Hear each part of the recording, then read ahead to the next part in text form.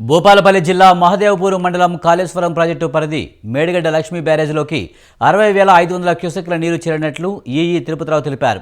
మహారాష్ట్ర, తెలంగాణ ఎగువ ప్రాంతాల్లో కురుస్తున్న వర్షాలకు గోదావరి, ప్రాణహిత నదుల్లోకి భారీగా నీరు చేరడంతో మేడిగడ్డ బ్యారేజీ వద్దకు 60,500 క్యూసెక్ల నీరు చేరిందని, అంతే మొత్తంలో పూర్తి స్థాయిలో 85 గేట్లు ఎత్తివేసి దిగువకు వదిలినట్లు ఈఈ చెప్పారు.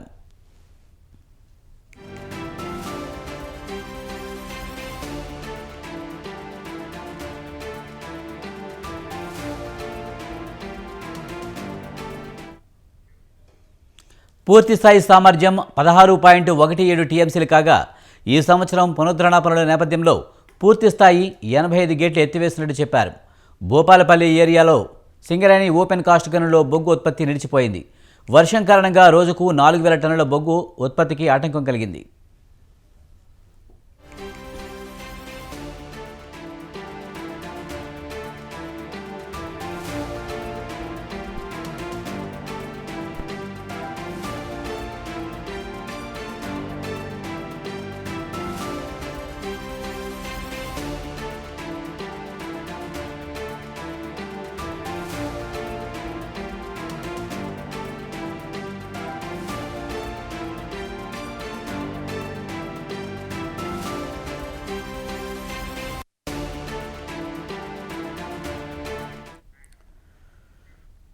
ములుగు జిల్లా ఏటూరి నాగారం మండలం రామన్నగూడెం పుష్కర్ ఘాట్ వద్ద గోదావరి నీటి మట్టం క్రమేపీ పెరుగుతుంది. ఇవాళ ఉదయం 10 గంటలకు రామన్నగూడెం పుష్కర్ ఘాట్ వద్ద గోదావరి నీటి మట్టం 11.800 అడుగులకు చేరుకుంది.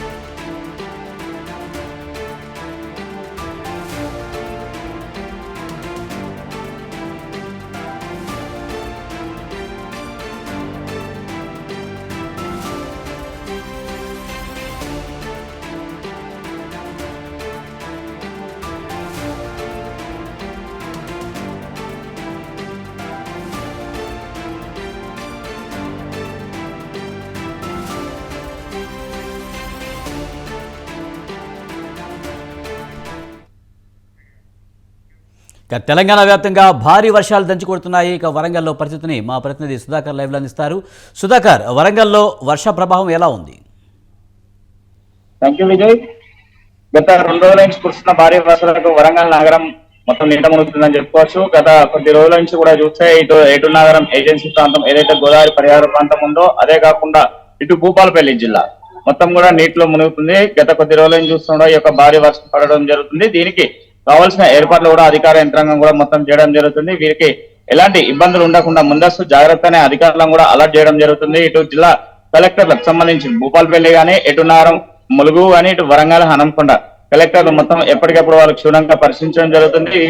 ఇదే కాకుండా వీడియో కాన్ఫరెన్స్ కూడా పెట్టేసి మొత్తం సమావేశాలు కూడా నిర్వహించడం జరుగుతుంది. కొన్ని జిల్లాలకు సంబంధించి అధికారులు ముఖ్యంగా ముందస్తుగానే వారికి సంబంధించిన ఏర్పాట్లు కూడా చేయడం జరుగుతుంది. ఎవరికి ఎలాంటి ఇబ్బందులు ఉండకుండా కూడా ఇటు రైతులకు కానీ, మామూలుగా ప్రజలకు కానీ, ఇటు వచ్చే టూరిస్టులు ఎవరైతే వస్తున్నారో వారిని కూడా భోవత్త జలపాతాలకు కూడా రావద్దని చెప్పి కూడా చెప్పడం జరుగుతుంది. భోవత్త దగ్గర ఇటు పైన ఎగువన ఛత్తీస్గఢ్ లో వర్షాలు బాగా విపరీతమైన వర్షాలు పడటంతో పాటు ఇటు భోవత్త కూడా మొత్తం వృద్ధిత్యంగా ప్రవహించడంతో పాటు అక్కడికి సుమారు దర్దాపులో కూడా ఎవరిని రానియకుండా ఇటు పోలీసులు కానీ, ఇటు అటవీ శాఖకు సంబంధించిన అధికారులు కూడా మొత్తం ఎక్కడ వాళ్ళని అక్కడ నిలిపేయడం జరుగుతుంది. అదే కాకుండా చూస్తే ఇప్పుడు గోదావరి కూడా బాగా ఉద్రేకంగా ప్రవహిస్తుంది. గోదావరి మధ్యాహ్నం వరకు 12.5 మీటర్ల పైన ప్రవహించడం జరుగుతుంది. 13 మీటర్లు దాటిందంటే 13.7 మీటర్లు వచ్చిందంటే మొదటి ప్రమాదిక హెచ్చరిక కూడా జారీ చేయడం జరుగుతుంది.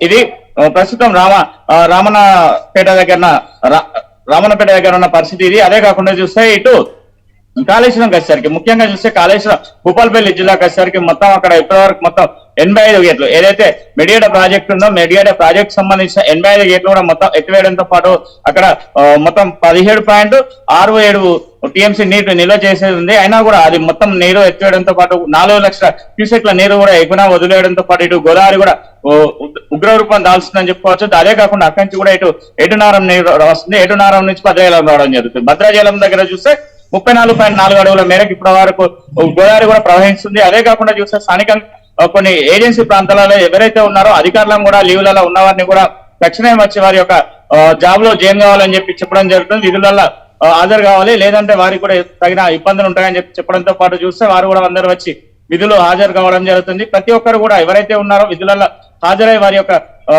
కావాల్సిన ప్రజలకు కావాల్సిన సూచనలు సలహాలు ఇవ్వడం జరుగుతుంది. ప్రతి ఒక్క జిల్లా కేంద్రానికి సంబంధించిన పురావాస కేంద్రాలను ఏర్పాటు చేయడం జరిగింది. అదే కాకుండా వారికి కావాల్సిన కాల్ సెంటర్ నంబర్స్ కూడా రిలీజ్ చేయడం జరిగింది. కొన్ని ప్రాంతాలలో స్వయంగా కలెక్టర్లు వెళ్లి మొత్తం ఆ ప్రాంతాలలో ఎక్కడైతే ఇబ్బందికరమైన వాతావరణ పరిస్థితి ఉందో ఆ పరిసర ప్రాంతాలను కూడా స్వయంగా పరిశీలించడం జరుగుతుంది. అదే కాకుండా చూస్తే గత 2 రోజుల నుంచి చూస్తే వరంగల్ నగరం కూడా నీట మునిగింది. గత సంవత్సరం ఇదే టైంలో కూడా వరంగల్ మొత్తం నీట మునగడమే అయింది. నీట మునగకుండా ఈసారి కూడా అలాంటి ఇబ్బందులు కాకుండా ఉండాలని చెప్పేసి ముందస్తు జాగ్రత్తల గురించి ఇటు బొందివాగు ఏదైతే ఉందో బొందివాగుతో పాటు దాని పక్కన ఉన్న సంతోష్ మాతాడ్ కాలనీ అక్కడి నుంచి భద్రకాళి బండి ఇవన్నీ ఉంటాయి. ఇవన్నీ ప్రాంతాలలో కూడా ఎఫ్పిఎల్ కింద ఉన్న మొత్తం 79 సంబంధించిన కట్టడాలను కూడా ఈ రోజు ఉదయం తెల్లవారుజాము నుంచి కూడా కూల్చేయడం జరుగుతుంది. అదే కాకుండా చూస్తే ఇటు ఇక్కడ పోతే ఉర్సు రంగసముద్రం కూడా మత్తడి పడుతుంది. దాంతో పాటు ఇటు భద్రకాళి టెంపుల్ కి సంబంధించిన భద్రకాళి గుడి జలాశయం ఉంటుంది. జలాశయం కూడా మత్తడి పోయడం జరుగుతుంది. ఇవి రెండే అలుగు పోస్తున్నాయి. ఇది కాకుండా చూస్తే వరంగల్ జిల్లా ఉమ్మడి వ్యాప్తంగా చూస్తే చాలా చెరువుల వరకు పెద్ద ఎత్తున కూడా అలుగు పోసే అవకాశాలు ఉన్నాయి. ఎందుకంటే ఇదే వర్షం కాక ఇలానే ఉండేది ఉంటే ఇంకొక రోజు కాక ఇట్లా ఉంటే మొత్తం వరంగల్ జిల్లా కూడా మొత్తం నీట మునిగే పరిస్థితి కూడా ఉంటుంది. ఎందుకంటే గత సంవత్సరం చేసిన తప్పిదాలు కూడా ఇప్పటి వరకు కూడా అవే కొనసాగడం జరుగుతుంది. అయినా కూడా ఇక్కడ ఉన్న అధికారులు ఇప్పటికైనా తక్షణమే స్పందించి ఎవరికి ఎలాంటి ఇబ్బందులు కలగకుండా ఉండాలని చెప్పి చూడడం జరుగుతుంది. ఇదే మరొక ఏజెన్సీ ప్రాంతానికి వెళ్తే ఏజెన్సీ ప్రాంతానికి సంబంధించి చూస్తే ఉదయం పూట